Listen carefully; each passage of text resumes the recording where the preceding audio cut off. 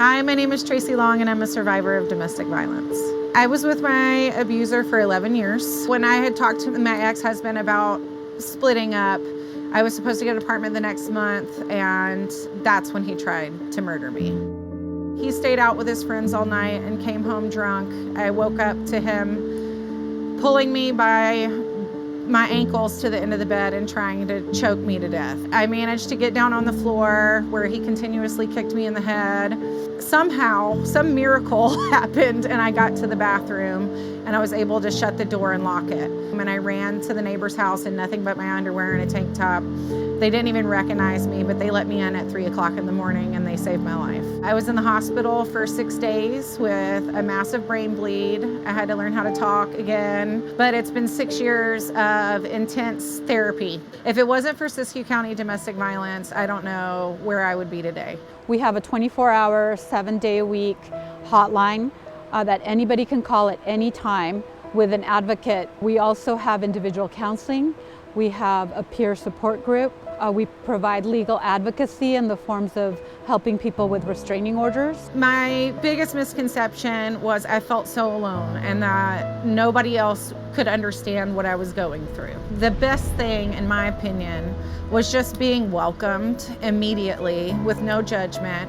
They see these kinds of things all the time. There's nothing to be ashamed of. There's nothing to be embarrassed of. They're just amazing over there. At Siskiyou Domestic Violence and Crisis Center, our mission is to put ourselves out of a job, to one day have a world where there is no such thing as domestic violence or sexual assault. Initially, when I first got in, I was a little nervous, to be honest. I was like, I don't know if I can handle this. This is going to be so tough. But I soon realized that it was like the perfect job for me. I really love empowering women and building up their self-worth. After I was hospitalized and I was released, it took me a couple of years to get my head on straight. It's not an easy healing journey. I have a really amazing support system, and with Siskiyou County domestic violence and my friends and my family, I started to come out of it and I started to paint. Painting's been my therapy for a long time, and it's where I can release a lot of things. And I found that being creative and going after my goals, you can do so many things that you don't think that you're capable of doing when you're in an abusive relationship.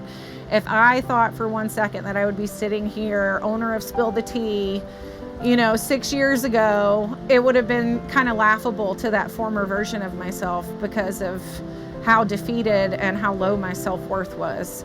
But we are worth it. Women are worth it. You're worth it to get out of these situations because you can change your life in ways that you can't even imagine.